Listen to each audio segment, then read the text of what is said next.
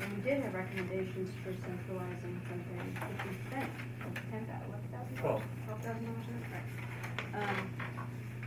I know you said that for a fee of $1,200, we can give you our policy book and you would go through it for us. Do you have a sample policy book that you could give us? And we can go through our Well, own. that's all that Vera responded, but that's really the database. The NHSBA sample policy database. that Copy, like, just. I don't think we do. We used to keep a couple, hard copies available in the office. Okay. NHSBA has been going more and more paperless over the years, a little bit more each year. And it's been probably 5 or 6 years since I think we've had a hard copy available in the office. And, I mean, we have the NHSBA sample policies electronically by section A, B, C, D, E, F, G. So if that's something that you would want, I suppose we could email you those and you could print it off yourself. Those are online anyway. Yeah, but rather than having to click 500 sample policies, I have one document for section A, so you'd be looking at 10 documents rather than, but some of those are, as you know, some sections are probably 200 pages long, so I mean, if that's something that you would like to coordinate, maybe follow up with Bob and we can figure out a way to get that to you. Some of us have old policy books. Yeah, that need to be right, updated, so certainly. if you had one to look at to Right, to compare. compare. Some more this week. Yeah. He was explaining, I think, just before you got here, that they have multiple examples, so I think you just can put the password in and click on to the ones and you can see pretty quickly what you have, what you don't have. Great way to spend a Saturday. Right. Yes, for the large amount of money we're paid. Go ahead. Athletics. We are all K through 8 schools. High schools we pay tuition to. Are we required or advised to follow the athletic rules of the NHIAA? I hear both stories. So. Yeah, I believe you are. I'll be honest, I'm not overly familiar with the NHIAA rules. It's my understanding that if it's and I could be wrong, but it's my understanding that if it's an officially sanctioned athletic team or event competing against other officially sanctioned teams, and that is recognized by NHIAA, that you need to follow what their rules are. I don't know if they are applicable to middle school or if NHIAA only covers high school. I could check their rules and find out. That's what my question. I mean, Yeah. we're the middle schools, Right. and I don't know what the rules. We've been kind of advised over the years that you kind of follow NHIAA rules. Yeah, my experience in the past has been most middle schools will follow the NHIA rules because that's what the kids are going into and have to abide by high school. But the NHIA themselves really doesn't want to sanction or dictate anything under the ninth grade. Gotcha. Okay. That makes sense. We're looking at recruiting or what? Yeah, we got them coming in from all over.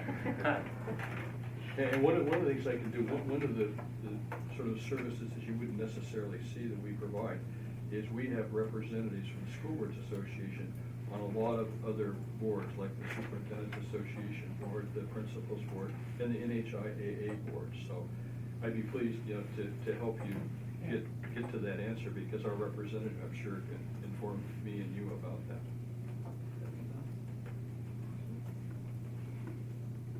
Any other questions? If I could just close with this, you're gonna be seeing something from us in the next couple of days. The call for resolutions is a pretty big packet. We just put it all together today. It's gonna go to the chair of each of your boards, and it's going to the superintendent's office. And what that is asking each one of the boards to deliberate about whatever things that they would like us, as a School Boards Association, to seek at the legislature during the next session. So it's pretty self-explanatory. There's a sheet in there that allows you to put together a resolution, to send it back to us. Then it goes through a process, and it culminates in being discussed, debated, and adopted or not at the NHSBA Delegate Assembly in January. So it's a critical role for all of you, and we reach out to all of you to get your ideas, because we are you. I mean, there are 175 school districts in New Hampshire, and our members comprise about 170. So we hope all of you would participate in that process and welcome to the Delegate Assembly, because that really becomes our legislative agenda when we go to the State House in January. But that's very timely, you'll be seeing that in the next couple of days. Thank you very much. Okay, thank you. Thank Thank you. you for inviting us. And feel free to call us at any time. All right. Sorry I'm late, my truck broke down, I had to get my wife to go meet that. I have been on time. We've been in- Yeah, well, it's the right word you wanna use. Come to pick you up. We gotta be nice, we gotta get home. Where are we? Approval of minutes, 7/28/14. Make a motion to approve minutes of 7/28/14, public and non-public. Second. We got a motion and a second. Do we have anybody that has anything? I went through them and I Just looked great. I searched and searched, I didn't, that's 2 in a row now, I haven't found any problems. And I really looked. I know you did. You're probably- All right, all those in favor say aye, please. Aye. All right. Motion, any noes, any abstentions? 1 abstention.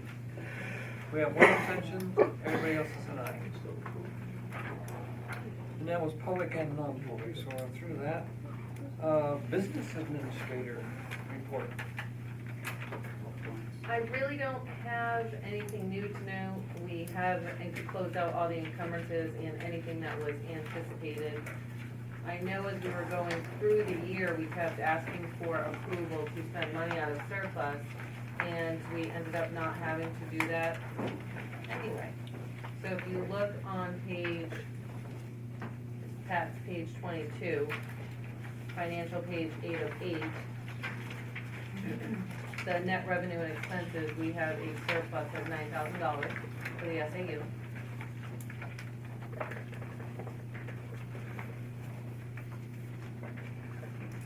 And for the preschool, right after that, we had a surplus of 25,000, almost 26.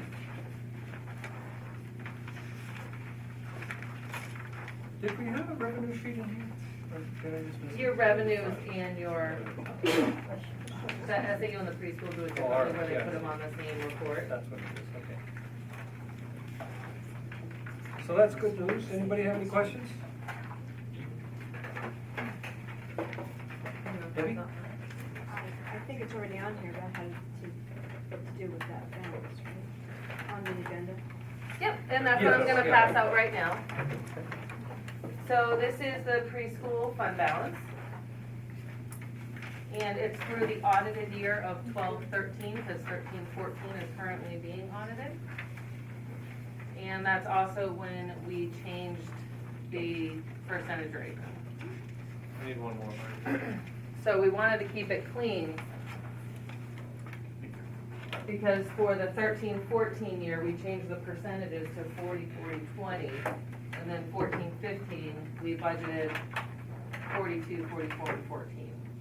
So to keep it clean through 2013, what we would like to do is the preschool fund balance through 13 was $221,000. We think it would be more than safe to say to keep $100,000 in your surplus, in your fund balance. And then what we'd like to do is for this year is to give it back to the schools 33% at a time. So to give each school district back $40,479.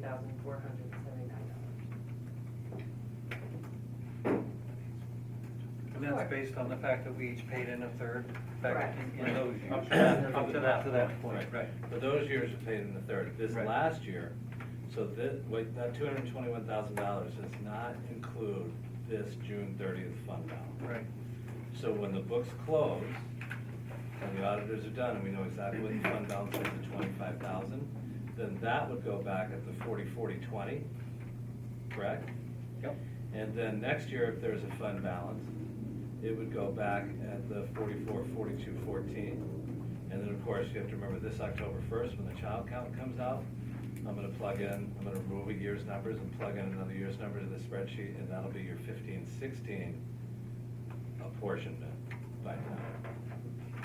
And by leaving $100,000 in there, if in the future you ever want to turn that back, that would go back 33, 33, 33. Nice to have it in the bank. That's what we thought, yeah. It's nice to get a Get a good base number to start with. Right.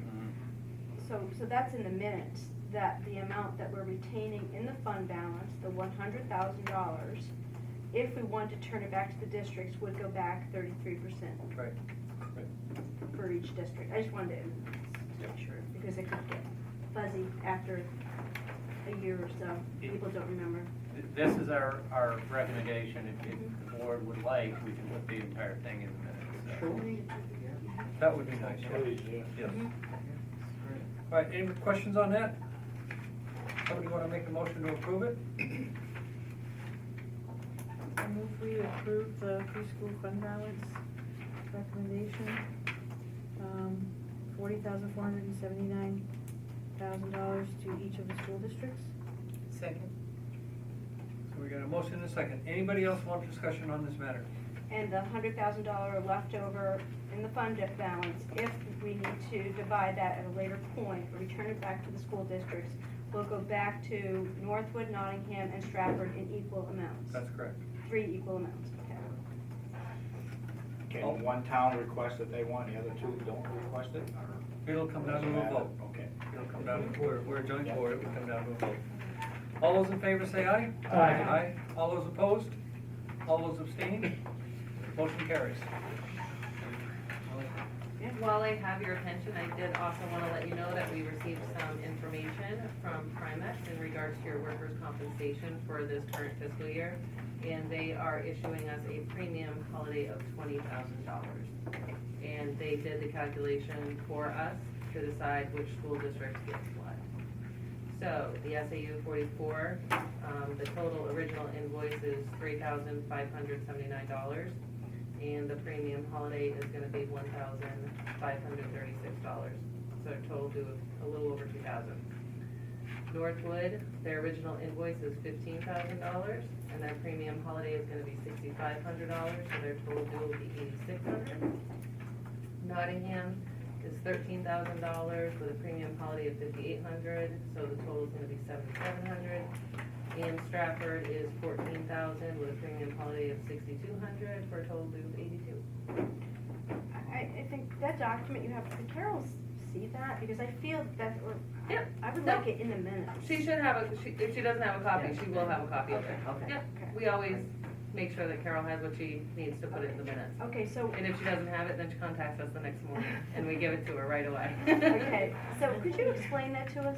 Sure. To me, what this means? So, here's a memo, and what it says is that the attached invoice from Primex includes the $20,000 that represents the SAU 44 workers' compensation premium holiday. They lump us all together to decide what we're gonna get. So, the total contribution amount for workers' comp. The invoice lists the original total contribution amount of $46,600. The applied premium holiday of $20,000 and the net invoice amount for $26,000. There is no option offered other than to have the premium holiday amount applied to any past due amounts or current invoice. So what they do is they send us an invoice for what is now due for each individual entity. And then they apply this automatically to it. What's a So- premium holiday? Yeah, that's the point we need to Give you know. a check. Yeah. Right, instead of giving you a check or any incentive, they're just taking it off. Reducing the premium. Right, Based on claims or based on, correct. Yes. Yep, yes. it's all That's based what I would on guess. your workers' comp Okay. coverage and So our workman's comp, what your past history has been. okay. so if I understand that correctly, Marjorie, our workman's comp lines will just show a positive at the end of the year. Correct. Right. For the most, so we budgeted like a certain amount, Mhm. and now you're gonna see savings in those lines. Right. Could we have copies of that document? Thank you. I think if you. Give you the password. I'm you a can visual try and learner, find can you it. tell? I need to see. And then my last thing that I would like to discuss is, the DOE 25 is due September 1st. And I don't know, for those of you that remember, that was like my first job when I first started here. I stepped in the door and I spent like a week on that alone. However, our audit's not complete, and most people, myself, I don't feel comfortable completing the DOE without having at least close audited figures. And they're not gonna be done at least until Friday. So I just wanted to let everybody know that I am filing an extension for your DOE, and I'm gonna tell them they will be done by September 30th, but what I'm going to do is I'm gonna have them all presented at your next board meetings so that everybody can sign them, because everybody has to sign it. It's like a 30-day extension. You could go longer, I mean, you can go into October, I don't wanna hold on to it longer than I have to, so I just wanna get it as done as soon as possible, and with the auditors being here until Friday, I could try, you know, I could go from the figures that I have right now, but I know they're going to change. Can't get numbers. Right.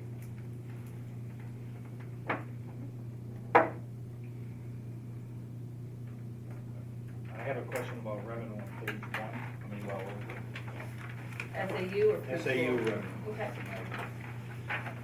Basically, in district appropriation, my question is, all three towns have paid their due, their total as of this date. Because in the past, we had towns that didn't get enough tax collected in June, so they were portioning it out. But right now, you've gotten everything from all three towns. Yes. Okay. The SAU now, they started it even before I started, but they started billing the schools quarterly, and that's been working out great.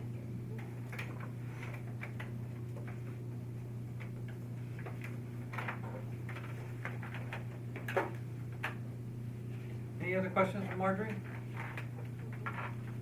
Speak or hold your peace for a moment. All right. Very good. Superintendent? Were you doing the special ed audit? On this one?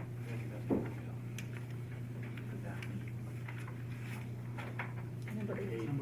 Number 8, sorry. So, special education audit, and Gail is gonna present that, and then we can talk about that. Next question? Okay. Every town should have received a task list like this, which lists, Strafford didn't receive. We don't have it. Strafford, no. You get, and let me explain why. Okay. Actually, let me start. I'm glad that Norm's gonna join us on the audit committee.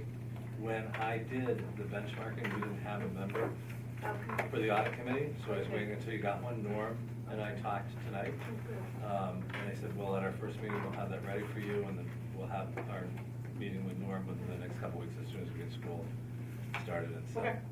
So you'll get one just like that. You just didn't have a member, so I did Northwood and Nottingham's first. okay, so 2 towns received something like this, or something exactly like this. Each town was ranked differently on the priority, whether it was, each priority was low, medium, or high. So you have a chance to go over that with your board and discuss what you need to do. And as I said, they're all different from each town. Let's see, after you go over this, if there is anything else that you think that you would like this committee to do, would you please let us know? And we will try to get that done. Finally, there has been some discussion of discrepancy between the numbers by pupils, students from the American and from our school. And we would like permission to write to American and find out what happened, why there is this discrepancy. The people that did the audit, the Right. special ed audit is American, Right, and so just Nottingham has a discrepancy? no, all of us. All of do. us have a The whole- discrepancy? For the whole district, Scott would be best to explain that. yeah. Do it. Debbie, you missed this conversation. I think everybody else except for Norm has probably heard it, is Okay. that your data systems Right. were less than perfect Mhm. when I arrived. So when American Consultant does their audit numbers and looks at the financials in the New Hampshire Special Education Information System and the local system, they're basing their report over that previous year's data. And as I discovered very early on, there was significant problems between your data transfers out of your local system to your state system. So sort of garbage in, garbage out. Mhm. And so when American Consultant Group is looking at the data that's provided by the district, at that point in time, there were some questions as to its validity. Are they large? Oh, differences? well, there, yeah, there was some, So. I'm trying to think of specifics right now off the top of my head, I mean, it's been a year. But, for instance, your October, I'll give you an example, your October 1st child count is when your district gets its IDEA calculation for the next year, so they do your child count of special ed and your poverty index, Mhm. and they come up with a grant total. Mhm. My primary objective last year from July to October 1st was to get all of that information out of the local system into the state system, so it didn't affect your allocation, your $423,000 allocation.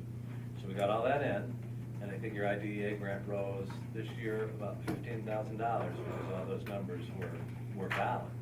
But whenever you go pull information previous to this year, the validity of the information, because the systems weren't maintained as they should have been, was concerning.